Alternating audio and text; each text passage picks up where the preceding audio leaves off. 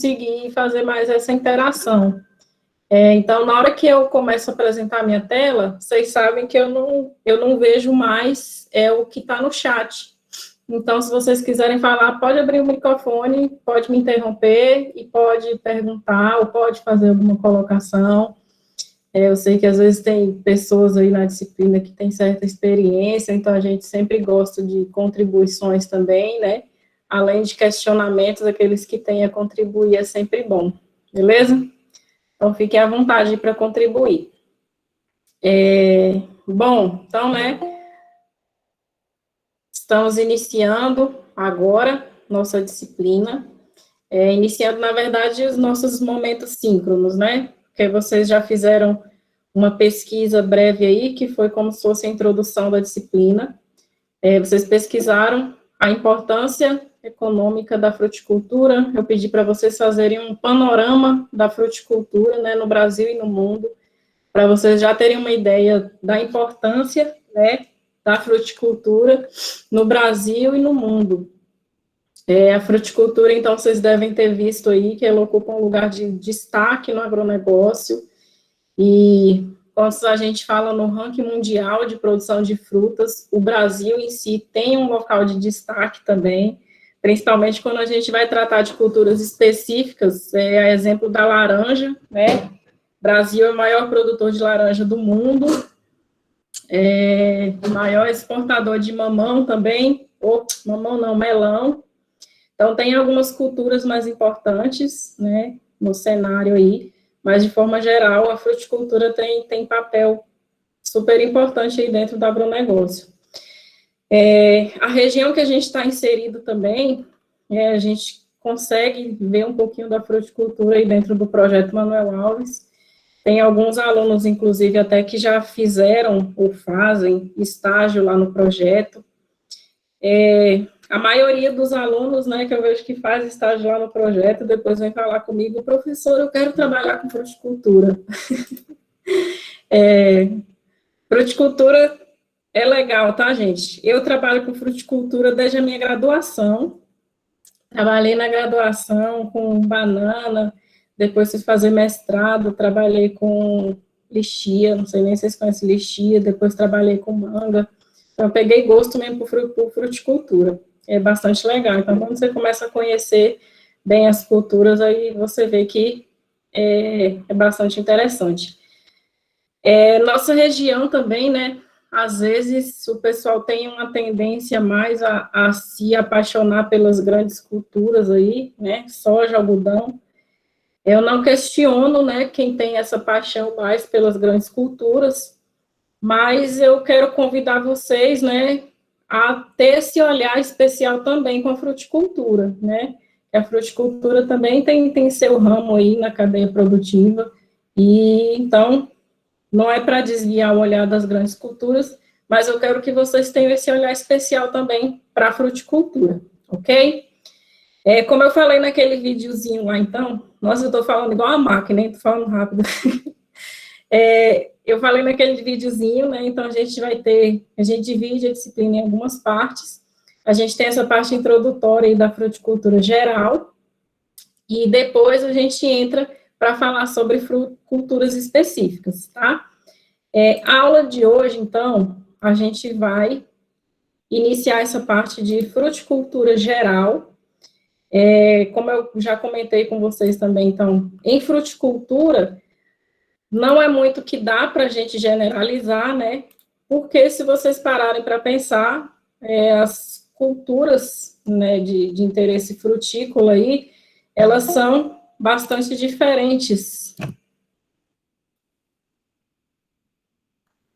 né? Então, se você pensa num pé de manga, é uma coisa, se você vai pensar um pé de abacaxi, é totalmente diferente, se você vai pensar num pé de maracujá, é totalmente diferente.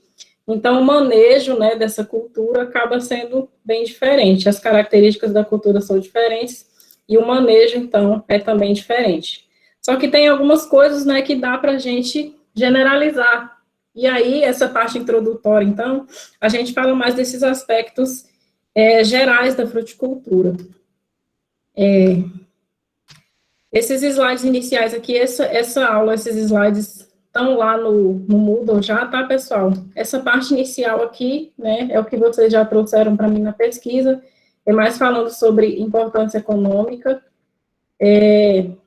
Não vou me ater, então, né, aqui, mas tem alguns dados interessantes, se vocês depois quiserem dar uma olhada lá. Não vou mentir para vocês, né, que esse daqui é slide da última turma de fruticultura que eu tive, então, como eu não ia trabalhar essa parte com vocês agora, eu não atualizei essa parte. Depois, como eu sou esperta, eu vou fazer o quê? Pegar as pesquisas que vocês fizeram para mim e vou atualizar minha aula. Porque eu tenho certeza que vocês procuraram dados bastante recentes. Então, eu vou pegar as pesquisas de vocês lá e vou atualizar minha aula. Então, os dados que eu tenho aqui até 2019, mas eu acredito que já tenha coisa mais recente aí. Beleza? Bom, falando um pouquinho, então, de classificação das plantas frutíferas, né? A gente tem alguns... Oh, meu Deus!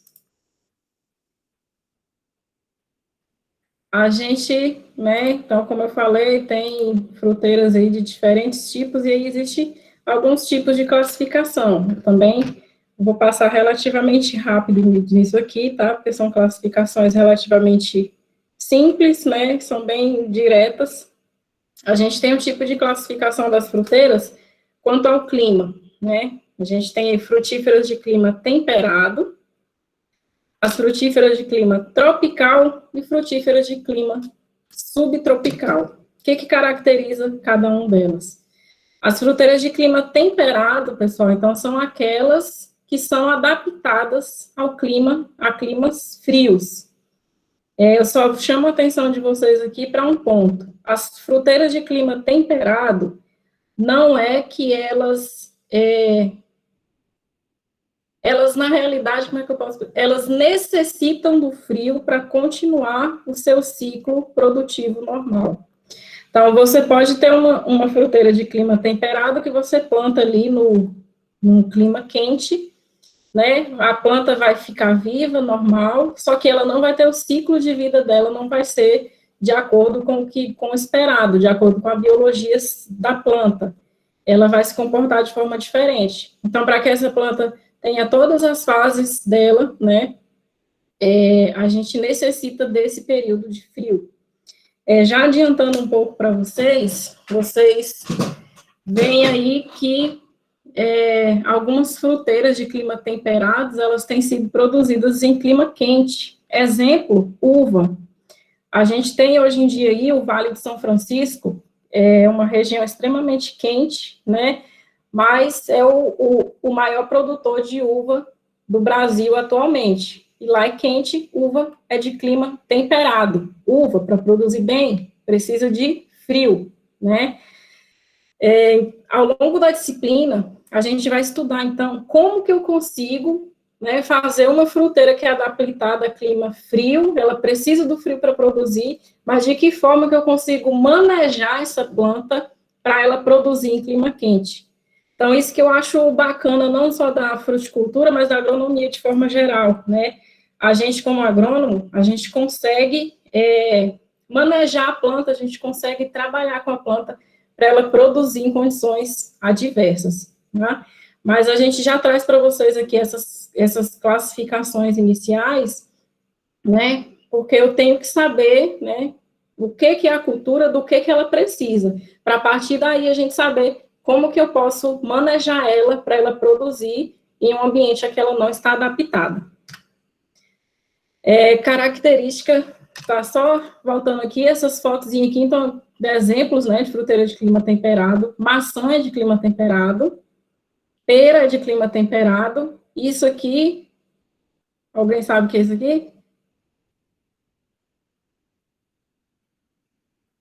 Cri, cri, cri, cri. Acerola? Eu perguntei porque geralmente todo mundo pensa que é acerola, mas a foto realmente não ajuda não, né, gente? Tá parecendo acerola. Mas isso aqui é ameixa, tá?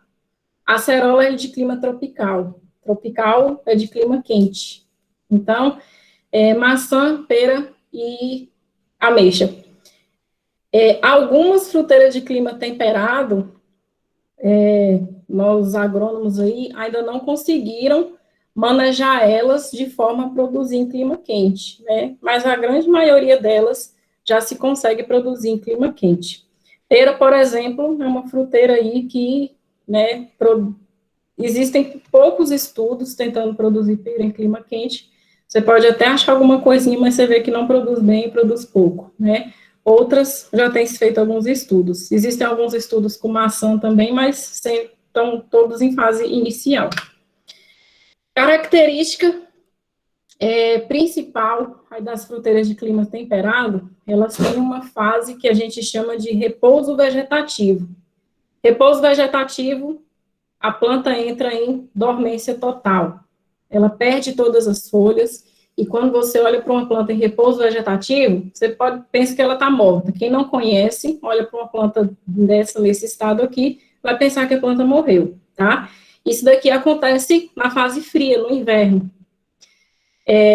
Então, a planta passa por esse estresse aqui do inverno, e aí quando a temperatura volta a subir, né, ela passou por aquele estresse, houve todo um equilíbrio hormonal ali, provocado por esse estresse, e a temperatura volta a subir, o que acontece? A planta, ela vai voltar a brotar, ela vai voltar a produzir, e ela vai para a fase produtiva. Então, acreditem ou não, essas fotos aqui é o mesmo plantio, tá? Então, isso daqui é maçã. Então, são as mesmas plantas. Todo ano acontece essa mesma coisa aqui.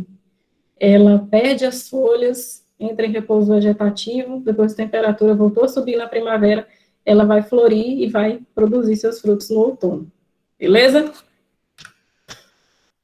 Clima tropical. Então, clima tropical são aquelas plantas de clima quente. Então, nosso Tocantins aí, Projeto Manuel Alves, produz o quê? Produz banana, produz abacaxi, produz manga, todas essas são fruteiras de clima tropical.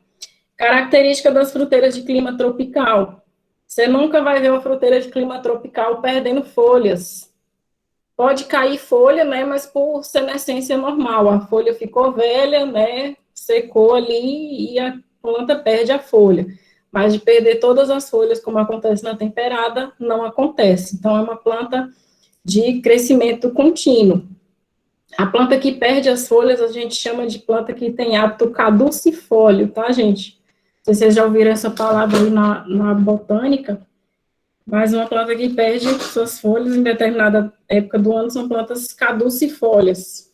Vem do termo caduca. Planta caduca perde as folhas.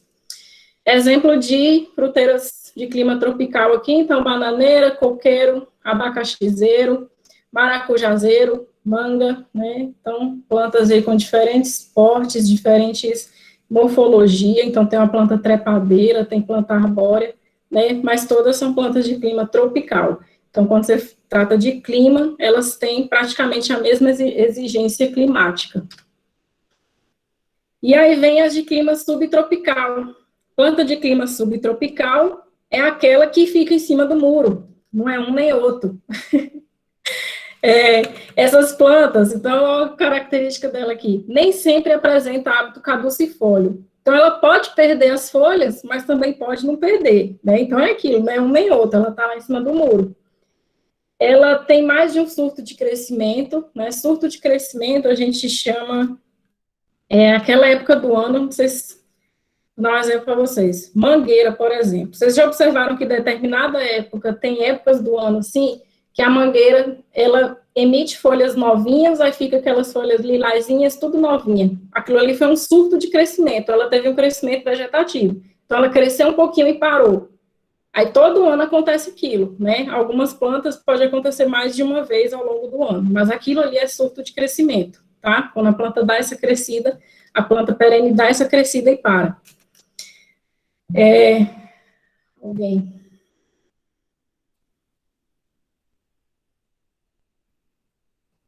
Gente, se eu estiver indo muito rápido, vocês podem me interromper, tá? Porque eu estou tentando falar rápido para a gente aproveitar o tempo o máximo possível. Essas plantas, elas necessitam de climas, né, nem tão quente como as tropicais e nem tão frio quanto as temperadas. Alguns exemplos aqui de plantas de clima subtropical, isso daqui é caqui, tá, gente? Não sei se vocês conhecem caqui. Caqui é aquela fruta que parece um tomate, que eu acho horrível, porque é doce demais. Quem gosta de coisa doce aí, se nunca comeu caqui, come caqui. Frutas, qualidade de frutas, já adiantando um pouco para vocês, um dos parâmetros de avaliação de qualidade de frutas é balanço, equilíbrio entre açúcar e ácido, né? Uma fruta, ela não pode ter açúcar demais e nem pode ter ácido demais, então tem que ter um equilíbrio entre os dois. Se ela tem açúcar demais, ela fica muito doce. Se ela tem muito ácido, ela fica ácida, né? E o caqui, né? Mas isso então depende da fruta, logicamente. O caqui, por exemplo, é natural dele ter muito açúcar e pouco ácido. Então, para quem gosta desse sabor aí bem adocicado mesmo, vai gostar de caqui. Eu acho horrível. Isso daqui é abacate, tá? Então, abacate são plantas de clima subtropical. Isso daqui é o quê? Lixia. Lixia é uma frutinha, para quem não conhece, ela tem essa casquinha vermelha, uma casquinha... Professora, Oi, pode perguntar. para quem nunca viu, para bom entender, parece pitomba por dentro. É verdade, parece pitomba. Ela tem a polpa brancazinha, translúcida, né? Lixia, eu acho uma delícia. Se vocês verem por aí, pode se arriscar a experimentar, porque é uma delícia. Você geladinha, bota na geladeira e come ela, a polpazinha molinha, é delícia. O que eu ia falar? Tá. Algumas fruteiras de clima subtropical, né? Então, é difícil produzir por aqui também, né? E aí acaba que o preço delas é mais elevado. Isso a gente traz também para as fruteiras de clima temperado, né, gente? O que é mais barato você comprar? Uma pera ou banana? Banana é barato, porque a gente está num clima tropical, você produz banana aí fácil, fácil. Já para você conseguir produzir uma fruteira de clima, algumas de clima subtropical e as de clima temperado, então é mais difícil, o manejo é mais difícil, você gasta mais com hormônio para você conseguir fazer a planta produzir, a planta tem maiores exigências, então você gasta mais para conseguir produzir, e aí, mesmo quando você consegue produzir no clima quente, ela é mais cara, né? E quando você não consegue produzir, ela é cara do mesmo jeito, porque aí tem que vir de fora. Então, aqui só alguns dados, né? Já que a gente está num país tropical, isso daqui é a produção brasileira de frutas, a predominância aí na produção é de fruteiras, é de frutas tropicais. As subtropicais está em segundo lugar e temperadas em terceiro lugar. Até que vocês estão vendo aqui que subtropical tem muita coisa, né? É porque tem um grupo de plantas aí que é subtropical, mas que o Brasil produz muito bem, que são os citros. Então, laranjas, tangerinas, limões, limas, são de clima subtropical.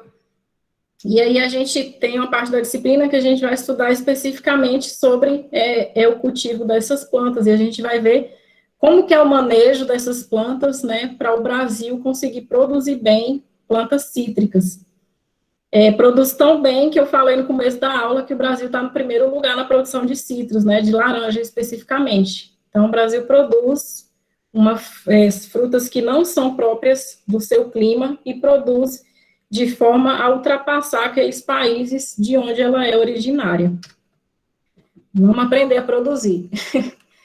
Bom, então a gente teve a classificação com relação ao clima, né, que é fruteiras temperadas, tropicais e subtropicais, né, com relação às exigências térmicas dessas plantas. E a gente tem classificações também quanto ao hábito vegetativo, né, que é mais com relação à morfologia da planta, como que essa planta se apresenta. A gente tem as plantas arbóreas, né, tem grande porte, tronco lenhoso, exemplo aqui, isso aqui é uma laranjeira, que é uma mangueira inclusive do nosso campus, não sei se vocês se lembram aqui, ó, o nosso prédio aqui, para vocês matarem a saudade. As plantas arbustivas, né, as arbustivas têm porte menor do que as arbóreas e tem o caule menos resistente, então arbóreas são aquelas com caule bastante lenhoso mesmo. Exemplo aqui de plantas arbustivas, então tem o mamoeiro, isso daqui, quem conhecer, eu dou um chocolate, eu mando por Sedex. Alguém conhece isso aqui? Não. É uma figueira, gente, isso aqui é pé de figo, tá? Plantas trepadeiras, como o nome diz, são aquelas que trepam. Então, as plantas... Professora, Oi. pode mandar o chocolate que eu acertei no chat, viu? Ah, eu falei que era para abrir o microfone, eu não ia ver chat, olha. Quem foi que falou aí que eu nem sei? Agora eu fiquei curiosa, quem conhece Figueira? Luiz Eduardo. Cadê, Luiz? Figo, Alexandre. Não, foi o Alexandre que acertou. Foi eu que falei. Não valeu que não abri o microfone. As plantas trepadeiras, pessoal, é importante de conhecer aí a estrutura dessas plantas, é que você tem que saber que quando você for produzir planta trepadeira, é uma coisa que tem que ser muito bem planejada e bem estruturada, é a questão do suporte, né, que são as... Ai, meu Deus, me fugiu o nome agora. Como é, gente? Espaldeira, Ave Maria. As espaldeiras, né? Existem diferentes tipos de espaldeiras, mas você tem que saber que quando você for plantar plantas trepadeiras, você vai ter que gastar dinheiro construindo suas espaldeiras, né? Tá, então a gente tem exemplos de planta trepadeira, né? Aqui tem plantação de maracujá, mas tem também uva, kiwi, são plantas trepadeiras, tá? Essa planta, então, ela tem todo um manejo diferente também, né? O tipo de poda dela é um tipo de poda específico, né? Você espera ela chegar no arame, depois corta, deixa ela brotar para o lado, mas aí a gente vai aprendendo aí no decorrer da disciplina. E temos, então, as plantas também herbáceas. As herbáceas são aquelas plantas de pequeno porte, né? Plantas rasteiras ou plantas também que têm pseudocaule. Ou seja, caule falso. Pseudo, o termo pseudo quer dizer falso, então pseudocaule. Quem tem pseudocaule aqui é nossa querida bananeira, né? Para quem não sabe, a gente vai estudar a bananeira bem a fundo aí, né? Vamos ter algumas aulas específicas sobre a cultura da bananeira, mas a bananeira, o caule dela é subterrâneo, tá? O caule da bananeira a gente chama de rizoma e ele tá lá embaixo da terra. O que a gente vê aqui nessa parte, a parte externa, né, externa ao solo, é um pseudocaule que nada mais é do que as bainhas das folhas, tá? Então, as bainhas das folhas formam essa estrutura aqui e o caule fica lá embaixo da terra. Então, isso é um pseudocaule. Por esse motivo, né, apesar de ser, a gente ter plantas aí que pode chegar a muitos metros aí, não me veio o número agora na cabeça, mas enfim, dependendo da variedade bananeira, a bananeira fica com porte extremamente elevado, né, mas são plantas que são classificadas como herbácea, né. A gente tem abacaxi aqui também, de pequeno porte, a gente tem o morangueiro, que é uma planta rasteira. Morangueiro, pessoal, muita gente me pergunta de morangueiro, mas morangueiro, na verdade, dentro da fruticultura, você não vê muitos estudos com morangueiro. Você vê mais estudo com morangueiro dentro da olericultura, porque o cultivo do morangueiro, por ele ser essa planta rasteira, ele se assemelha mais ao cultivo de plantas olerícolas. Então, geralmente, né, quando você vai trabalhar com artigos, alguma coisa nesse sentido, você enquadra o morangueiro mais como olerícola, apesar de ser uma fruta. Beleza? Até aqui? Então, até aqui, só classificação, né, de boa.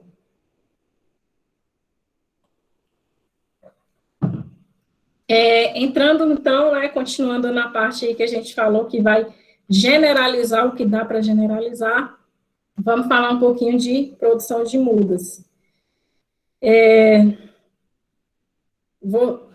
Se vocês, eu não sei se vocês têm curiosidade, se já foram olhar o PPC do curso, mas se você for olhar o PPC da gente, ele tem até um erro. Quando você vai olhar a disciplina de fruticultura, ele diz que a disciplina de TPP, Técnica de Propagação de Plantas, é pré-requisito para a fruticultura. Só que quem elaborou o PPC foi lá e colocou na grade curricular TPP no mesmo semestre de fruticultura.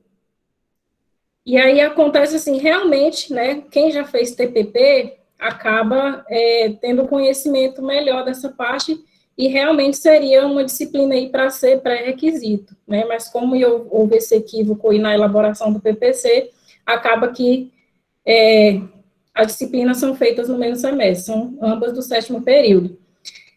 Como vocês têm, de qualquer forma, como vocês têm a disciplina específica, né, para falar sobre propagação de plantas, eu trago para vocês aqui, né, de maneira mais simplista.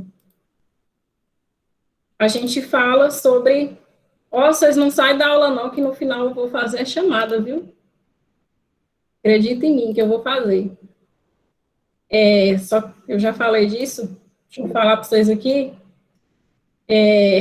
A nossa frequência, então, como a gente vai ter uma aula síncrona por semana, então eu vou, e seriam 2 aulas semanais, né, vocês vão ver lá que são 4 horas, então 2 e 2, está no mesmo dia, mas são 2 e 2, enfim. 2 aulas vai ser pela aula síncrona, e as outras 2 por atividades, tá? Então, tenta aí comparecer aqui às nossas aulas síncronas. Beleza, produção de mudas.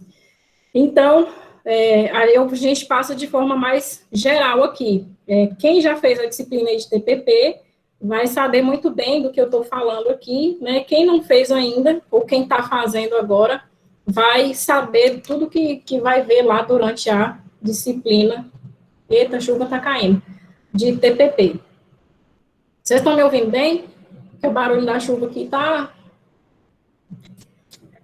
bom, gente. Tá dando para escutar bem, tá tranquilo. Tá de boa.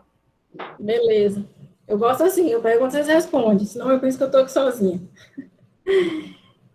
Pessoal, propagação, né? Então, você falar em propagar uma espécie vegetal, é o quê? Você produzir mudas, né?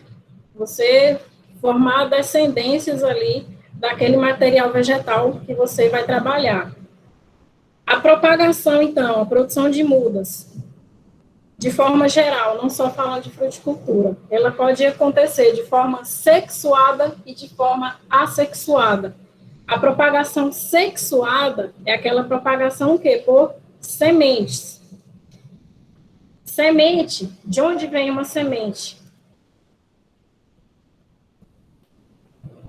Avisaram aí que eu ia fazer chamada e tem gente entrando agora, né?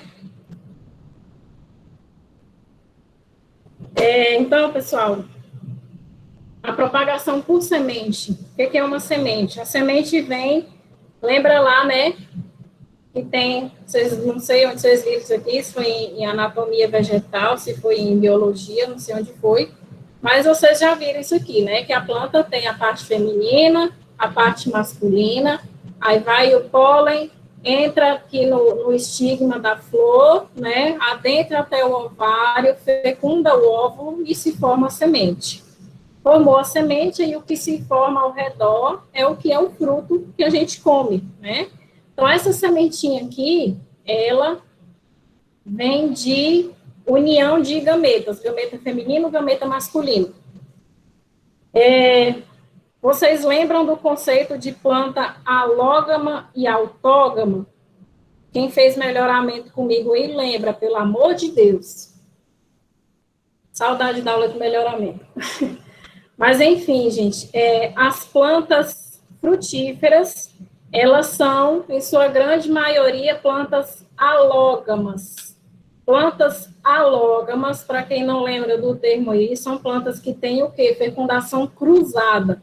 Significa eu dizer que para haver fecundação, tem que vir pólen de o quê? Outra planta, né? Tem que ser outra flor para vir fecundar aqui. Se o pólen dela própria entra aqui no estigma, não há fecundação. Então, não há formação de semente, não há formação de fruto. Então, frutíferas são plantas alógamas. E para que eu quero saber disso, professora?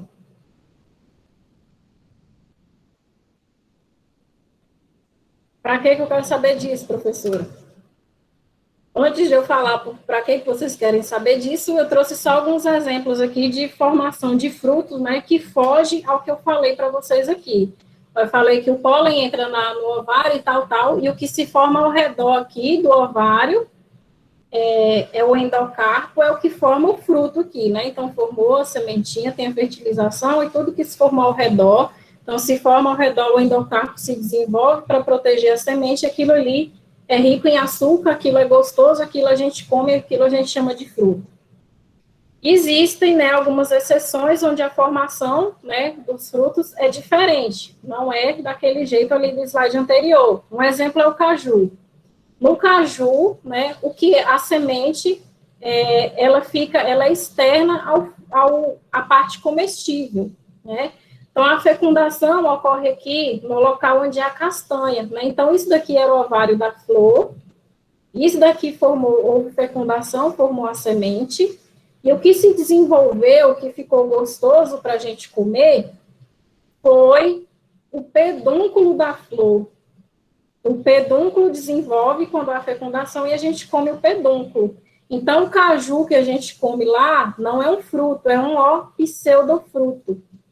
O fruto do caju, na verdade, é o envoltório da castanha. Aquilo ali é o fruto. Mas o que a gente come é o pseudofruto, né? Sem questionar aqui que a gente come a castanha também, mas tudo bem. Mas a gente está falando aqui do caju, a parte suculenta, né? Essa parte suculenta comestível que a gente tem como fruto aqui, na verdade, é um pseudofruto. Um outro exemplo aqui de formação de frutos que é um tanto diferenciado daquele padrão lá do slide anterior é o abacaxi. O abacaxi, na verdade, né, é uma inflorescência, né? Então, quem já teve a oportunidade de ver a flor do abacaxi, na verdade, é um conjunto de flores, né? Todas essas flores são fecundadas, e aí, o que acontece? O fruto como um todo, o abacaxi não tem aqueles essas paradinhas aqui, gente, esses quadradinhos aqui, esses pentágonozinhos, então, cada coisinha desse é um fruto. Hã? Losango. Sei lá, é alguma forma geométrica aí. Mas aí, cada estrutura dessa aqui é um fruto, né? E o conjunto todo é o que a gente chama de abacaxi. É o fruto que a gente se alimenta. Mas o fruto em si é cada paradinha dessa daqui. E aí, se vocês já pararam para analisar, né? Aqui vocês vão sempre encontrar aquela coisinha preta pequenininha que é a semente. Então, o abacaxi tem várias sementes, porque veio de uma inflorescência. Cada um daquele ali era uma florzinha. Um outro exemplo, né, de formação diferenciada de fruto também é o morango. O morango, o que acontece? O morango também tem várias florezinhas, tá? E o que se desenvolve, na verdade, é o receptáculo de cada florzinha. Quando ocorre fecundação aqui na flor, todos esses receptáculos se desenvolvem, eles se unem, e a semente são esses pontinhos pretos. Então, cada pontinho preto aqui é uma sementinha de morango. Tá vendo? Aqui é o fruto com uma semente. Então, isso aqui é um fruto, ó. O pretinho é a sementinha, e aí o frutozinho, esse desenvoltura aqui, que você vê que o morango tem aqueles rajadozinho branco. Aí é porque foi a união dos receptáculos das flores. Beleza? E na propagação assexuada, então, a semente, né? Só voltando aqui, só para já o que eu falei lá no slide anterior, né? A gente tem a união de gametas, é formada a semente, o fruto se forma, né? Um envoltório da semente que se forma para proteger essa semente, é o que a gente se alimenta. E aí a gente tem o endocarpo, que é essa parte mais interna da semente, mesocarpo, essa parte mais externa, e o epicarpo é a casca da fruta.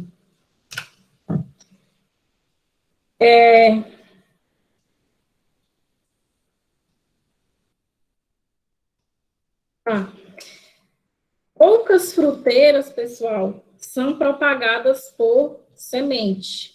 A gente vai entender por quê já já. Mas a gente vê alguns casos, né? Existem algumas fruteiras que ainda que se propagam por semente. Geralmente, as fruteiras que se propagam por semente são aquelas onde não se consegue propagar de outra forma. Exemplo, mamão. Ninguém consegue fazer enxertia, fazer estaquia em mamão, então mamão tem que ser a semente, tá? Você tem que pegar a semente, plantar a semente para você originar um mamoeiro.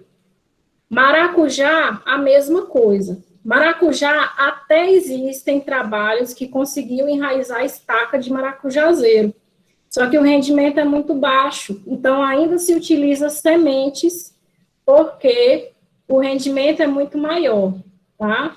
Então, por não haver outros métodos, utiliza-se semente. E outro exemplo também, onde não existe outra forma de propagação, é o coqueiro, né? Então, coqueiro, você pega lá o coco seco em si, ele já é a semente, você só põe ele nas condições ideais ali, que ele vai germinar e formar uma nova planta. Então, coqueiro também, você só consegue propagar por sementes. Vamos entender já já por que não se utiliza semente para a produção de fruteiras. A semente, ela é utilizada, né, mais para obtenção de porta-enxertos, a gente vai entender um pouquinho mais à frente, e para melhoramento genético, né? Então, quando se utiliza semente na fruticultura, para fruteiras, onde eu não consigo outro método de propagação que seja eficiente, ou no caso de obter porta-enxerto, e no caso de melhoramento genético. Quando eu quero trabalhar com melhoramento, eu quero o quê? Eu quero obter variação. Então, eu trabalho com semente porque eu sei que vai ter troca de material genético ali. Então, eu posso utilizar semente. E qual que seria o problema de eu utilizar semente para fruticultura, gente? Vamos lá. Me ajuda aí. Vamos pensar como a Seria. Posso falar, professora? Pode, claro. Seria a demora no crescimento da planta? A rapidez com que você teria a produção de fruto? É um ponto, sim. Foi Tanislane que respondeu, né? Isso, Tanislane, é isso mesmo. A gente chama de período de juvenilidade. Quando você planta, você utiliza sementes, o que acontece? O período de juvenilidade da sua fruteira, ele é muito maior do que quando você trabalha com propagação assexuada, que a gente vai ver quais são os métodos mais à frente. Por exemplo, né, se você pega uma semente de manga e planta, essa plantinha, até ela começar a produzir frutos, vai uns 10, 12 anos brincando. E quando você propaga a mangueira por enxertia, você consegue mangueira produzindo com 3 anos. Então, olha aí a diferença. Então, pessoal, em virtude do período de juvenilidade, ou seja, o tempo que a planta demora para entrar na fase produtiva. Quando eu trabalho com sementes, esse tempo é muito grande, né? É um ponto. Outro ponto é questão de uniformidade. Eu posso falar questão de uniformidade ou questão de heterogeneidade, variabilidade. Por quê? O que acontece? Eu falei para vocês que as plantas frutíferas são, em sua grande maioria, plantas alógamas. São plantas alógamas, então são plantas diferentes, né, que têm troca de material genético. Aquela semente que eu tenho, ela é originada do cruzamento de duas plantas diferentes. Se eu cruzei duas plantas diferentes e eu vou plantar Eu vou plantar aquela semente, a planta que vai ser originária dessa semente, eu não sei o que vai dar. Por quê? Porque tem troca de genes, né? Então, eu não sei quais genes que eu consegui pegar da planta mãe, quais genes que vieram da planta pai. Pode acontecer de vir só gene bom da planta mãe, vir o gene bom da planta pai, e eu consigo uma mangueira super excelente vinda de sementes. Mas, geralmente, o que se observa são plantas com um vigor menor, né? O vigor, quando eu estou falando mais de qualidade de frutos. Então, tem essa questão aí das plantas ficarem diferentes por conta da variabilidade. Então, se eu vou fazer um pomar, meu pomar é todo de semente, cada planta daquela ali foi troca de um material genético diferente, né? Então, vai ter planta alta, vai ter planta baixa, vai ter planta produzindo fruto verde, vai ter planta produzindo fruto rosa, vai ter planta suscetível a doença, vai ter planta resistente a outra doença. Então, você tem uma variabilidade muito grande. E quando a gente fala de pomar, o que se deve preconizar em um pomar, vocês já viram esses pomares comerciais, é o quê? As plantas, gente, são tudo igualzinha, então são todas clones. Eu preciso ter clones justamente para facilitar o manejo dessas plantas, né, para eu produzir tudo igual, né, como é que eu vou vender manga palmer? Eu tenho que ter, meu plantio tem que ser todo de manga palmer, tá? Então, essa questão aí da variabilidade e a questão do período de juvenilidade são os fatores principais que você não deve trabalhar com sementes em fruticultura. Se vocês pararem para observar, os pés de manga ali do IF, cada um produz manga diferente, não é? E não é manga que a gente vê aí no mercado, são umas mangas esquisitas, tem algumas até gostosas, mas se você pensar, é tudo diferente. Então, aquilo ali, né, provavelmente todas aquelas plantas ali são plantas que vieram de semente. A gente chama planta na fruticultura, quando vem de semente, pé franco. Então, aquelas mangueiras ali são todas pé franco, todas vieram de semente. Outra coisa também, quando a planta vem de semente, olha o porte daquelas plantas ali. Claro que elas já são velhas, né? Mas a planta, ela não tem um padrão, né, de crescimento. Muitas vezes ela cresce demais. Então, como que você vai ter também um pomar, né, com uma planta daquele tamanho? Então, são vários fatores aí, né, que levam a esse caso aí de você não utilizar sementes para fruticultura, beleza? Eu pergunto isso na prova, tá? Já vou adiantando. Se liguem. Tá, professora, mas só que maracujá, mamão, eu produzo por semente, então as plantas são tudo diferentes. E aí, qual a solução para isso? Quem fez melhoramento lá? Lembra do milho? Milho é uma planta alógama. Para você produzir milho, o que acontece? Você tem que o quê? Comprar semente de empresas que produzem sementes, porque essas empresas, elas têm o quê? Tem linhagens lá do milho, né? Onde eles fazem o cruzamento dessas linhagens, e aí eles geram material que já tem garantia. Para maracujá e para mamão, acontece a mesma coisa, tá?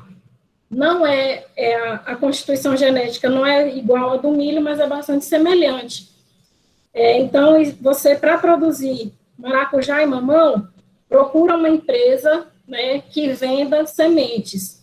Porque se você vai pegar mamão, eu vou pegar uns mamão aí que eu comprei no mercado, vou só pegar a semente dele e plantar. Eu vou formar o meu mamoal, meu plantio de mamão. Cada mamoeiro seu vai ser diferente um do outro, tá? Para você ter essa garantia de que você vai ter um plantio uniforme e que suas plantas vão ter um padrão adequado, que os seus frutos vão ter qualidade, você vai ter que comprar semente. Quem também nunca viu, né, um pé de mamão aí que produz aqueles mamão esquisitos? É justamente porque provavelmente a pessoa só pegou ali a semente de um mamão que comprou no mercado e plantou, aí deu aquilo ali que ele não sabia que ia dar. Ok?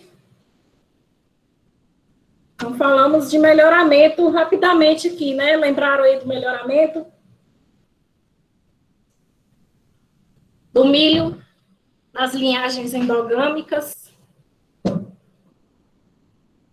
Continuando. Então, pessoal, o ideal, né, para a fruticultura é que a gente trabalhe com a propagação assexuada, né? Assexuada é o quê? O prefixo A está excluindo, então é sem sexo, não tem troca de material genético. Os principais métodos da fruticultura aí são a estaquia, a enxertia, micropropagação e algumas plantas têm alguns métodos específicos de produção de muda, que a gente chama aí de produção por propagação por órgãos especializados. Passando aqui, então, né, rapidamente sobre cada um desses.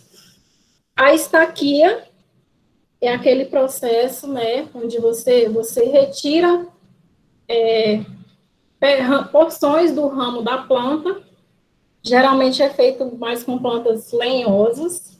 Você tira porções daquele ramo, você coloca, mantém esse ramo em algum substrato, né, logicamente úmido, e aí esse ramo vai o quê? Brotar e vai formar uma nova planta. Simples assim, a estaquia. A brotação, ela depende de um balanço entre auxinas e citocininas nesses ramos. Se depende de um balanço hormonal na planta, uma planta perene, lenhosa, ela tem seu ciclo ali ao longo do ano. Então, o balanço hormonal dela varia ao longo do ano, tá, pessoal? Então, pode ter uma planta que eu coleto uma estaca em determinada época do ano, a estaca não brota. Se eu coletar em uma época do ano totalmente diferente da mesma planta, ela vai brotar. Então, por isso que tem que ter estudos, né, com essas plantas. Além dessa variação de época do ano pelo balanço hormonal, às vezes até a posição do ramo na planta interfere nesse balanço hormonal. Então, se você pega a estaca do ápice do ramo, a estaca não brota. Se você pega na parte mais baixeira do ramo, a estaca brota. Então, tem toda essa diferença aí. Eu vou passar isso aqui mais rápido, tá? Porque isso aqui tudo vocês vão estudar lá em TPP, Técnica de Propagação de Plantas. O método aí, então, mais utilizado dentro da fruticultura é a enxertia. O que é enxertia? Você faz a união de duas plantas diferentes. Então, você consegue aliar características de uma planta que tenha um sistema radicular adequado, né, agronomicamente falando, com características de uma outra planta que você vai colocar na parte superior, que vai ser responsável pela copa. Né? Aí, a planta que vem na copa seria a planta que tem uma boa produção de frutos, que produz frutos de qualidade. E a planta que fica embaixo é aquela planta responsável pelo sistema radicular. Tá? A enxertia, então, ela tem algumas fases para a produção dessas mudas. A primeira fase é a formação do porta-enxerto. Porta-enxerto é a parte que fica embaixo, né, responsável pelo sistema radicular, também chamado cavalo, também chamado cavaleiro que vem em cima. Tá? Então, o porta-enxerto ou cavalo, ele é produzido por sementes, tá, gente? Então, as etapas aqui para a produção do porta-enxerto, você vai ter que fazer a obtenção da semente, a semeadura, transplantio. Só depois desse porta-enxerto estar pronto, né, você plantou a sementinha, brotou sua sementinha, aí você vem e vai fazer a enxertia, que é você vai inserir o seu cavaleiro, o seu enxerto na parte superior da planta. E aí existem, né, diferentes métodos de enxertia. Esses métodos variam principalmente com relação ao corte que você faz no cavalo. Quem já fez TPP aí, né, pode me ajudar a lembrar dos nomes. A gente tem o método da garfagem, aí vem garfagem em fenda simples, garfagem em fenda inglesa, garfagem lateral, a gente tem a borbulia, né? Então, a gente tem diferentes tipos de enxertia. De forma geral, a enxertia é você unir duas plantas. Aí, como essa união vai ser feita, depende principalmente da espécie, tá?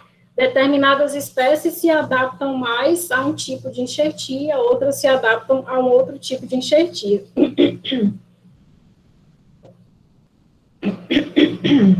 Depois de feita a enxertia, eu não falei uma hora ainda não, né, gente? Vixe, tá acabando.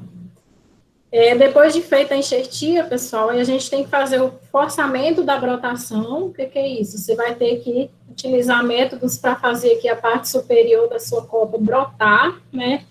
E vai fazer, então, a formação das pernadas. Pernadas, numa planta lenhosa, que eu chamo de pernada, são aqueles ramos principais, né? Aqueles ramos que são responsáveis pela sustentação da planta. E aquilo ali, a conformação daqueles ramos, ela é configurada no momento, né? Logo no início ali, após a enxertia, por meio da poda. Então, você tem que buscar sempre escolher ramos alternados, né? E ramos vigorosos, para você escolher e poda os demais, e aí você vai formar a sua copa. Lembrando que essa formação inicial das pernadas ali, ela vai ter que ser suficiente para suportar a carga de frutos, né? Vai ser responsável pela estrutura, pela arquitetura da planta. Então, essa fase é bastante importante. Exemplos aqui, né, alguns tipos de enxertia, a gente tem a garfagem em fenda cheia. A garfagem em fenda cheia, você faz uma fenda aqui no cavalo, né, o cavaleiro você faz esse corte em V, e aí você vai, insere aqui o enxerto no porta-enxerto. Depois você faz o amarrio dessa planta aqui, dessa união, e vai esperar o pegamento da enxertia. Garfagem à inglesa, né? Então, você tem esse corte aqui em bisel, e aí você faz a união também dessas duas partes. Da mesma forma, então, você também tem que fazer o amarrio para garantir ali que vai pegar. Esse daqui, pessoal, é a borbulia, tá? É um tipo de enxertia também. Borbulia, por que esse nome? Porque a borbulia, você utiliza borbulhas. As borbulhas são gemas. Lembram o que são gemas? São aquelas partes da planta, né, que tem regiões meristemáticas, que tem a capacidade de brotar facilmente, né? Então, você vai lá em uma planta e vai coletar o quê? A borbulha. Olha essa foto 3 aqui. Não, vamos olhar a 2. Então, ele está com uma hastezinha de uma planta aqui, né?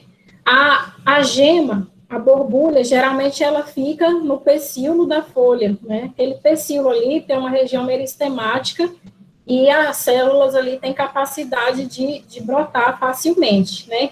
Então, ele veio, coletou a borbulha, aqui ele está com a borbulhazinha já pronta na mão, ó, no dedo, no canivete. Essa planta aqui, a borbulha, é a planta que vai ser responsável pela copa, tá? Então, isso daqui é o enxerto. Ele vai ter que inserir o enxerto no porta-enxerto. No porta-enxerto, ele vai lá e faz um corte assim em T, tá vendo? Cortou aqui com canivete. Aí ele vai lá, ó, e vai inserir a borbulha, né? Geralmente, essa parte aqui da casca, ela fica bem soltinha, e você vem aqui e insere a borbulha dentro dentro desse T que você fez, né?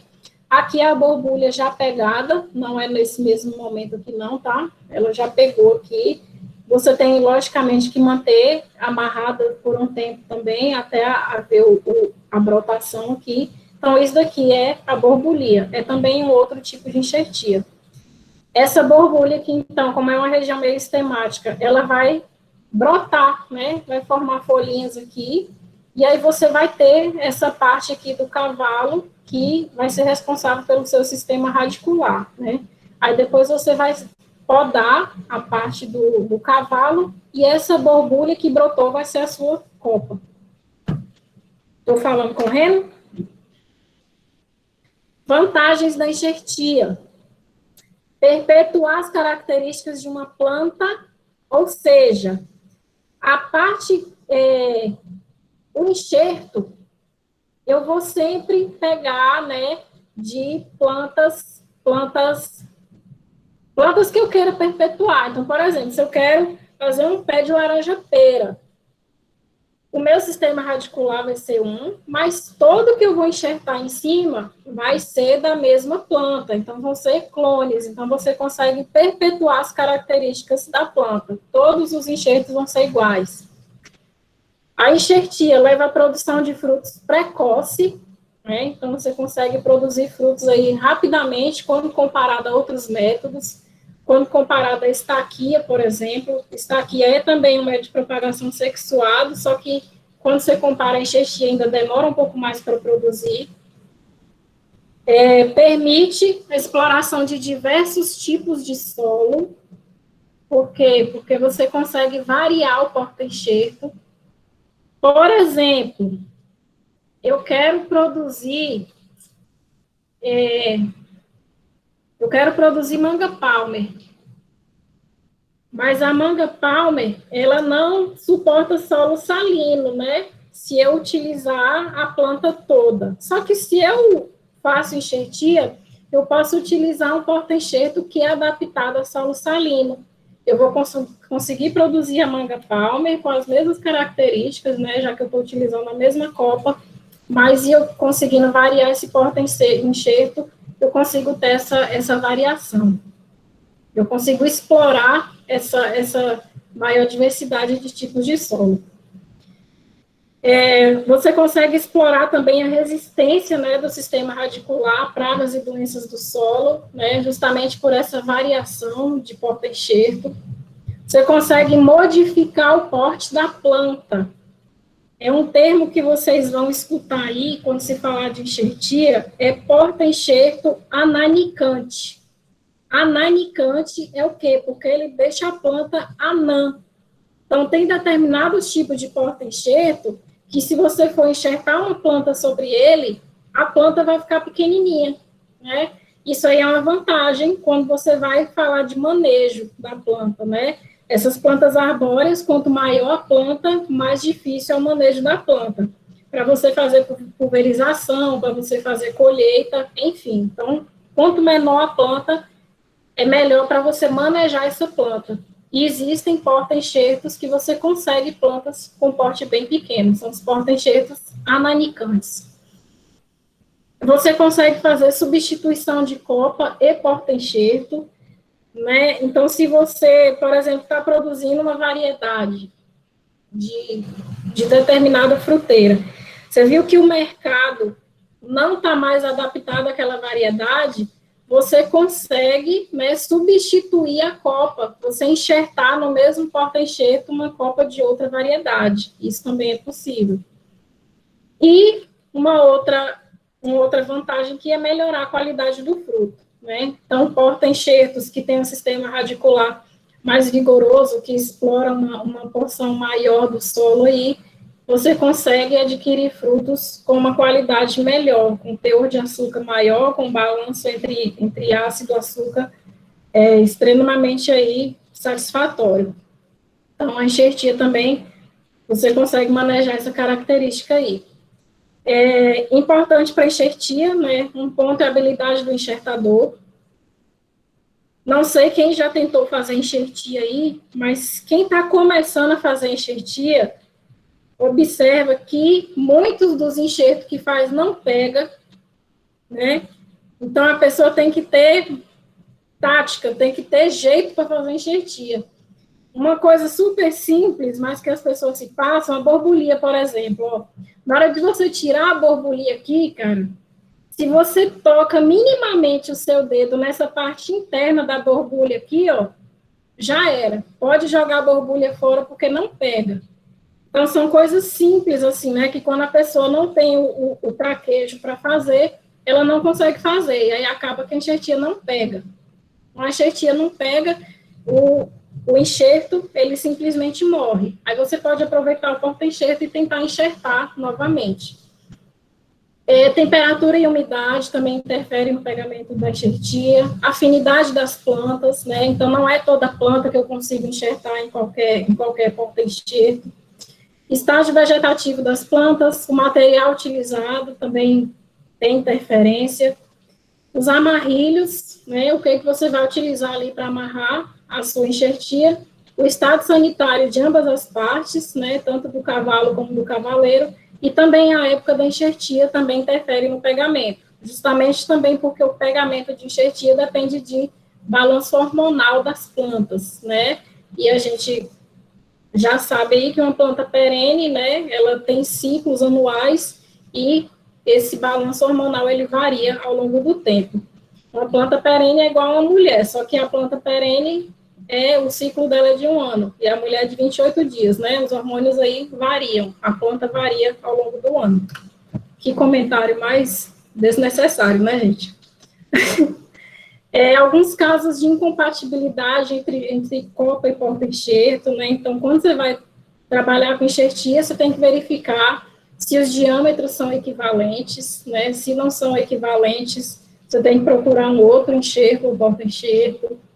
Nesse caso aqui, a pessoa pensou que a enxertia pegou, mas aí um tempo depois foi lá, a enxertia quebrou. Isso aqui também é um ponto de incompatibilidade. Ok? Eu vou parar por aqui em enxertia. Está acabando essa parte de produção de mudas. Nossa, falei para danar em uma máquina. Estou até rouca. Mas foi 1 hora, ó, que eu comecei a aula, era 7h10. Mentira, eu comecei 7h05. Pessoal, dúvidas? Dúvidas? Tudo certo? Por enquanto não, professora, tudo certo. Beleza. Deixa eu fazer um print aqui para minha chamada, né? Professor, essa chamada aí podia ser feita no início da aula, porque teve uma galera aí que entrou e saiu. Aí teve gente que reclamou que a energia estava ruim, que a internet estava ruim. Peraí que você fala de novo, que eu não escutei nada que você falou. Isso daí é verdade mesmo, porque eu tô arriscando meu modem aqui, o tempo tá ruim mesmo. Não, professor, é porque assim, teve uma galera aí que entrou, né, e avisou, ó, minha internet tá ruim, minha energia tá ruim. Aí tem muita gente aí que não tá na aula mais, ó. Entendeu? Tem nada não, eles ficam É que eu falo com a rápido. falta de hoje, semana que vem eles aparecem. É. Maldade isso aí. Vou fazendo print aqui, viu? Parou, hein, Tonislane. As atividades vocês fizeram? Deixa de fazer atividade não, viu? Quem faz disciplina comigo sabe que atividade é ponto grátis, né? Tô fazendo. Tá fazendo? Daqui a pouco encerra o prazo. Né? Ei, Tem tempo demais ainda.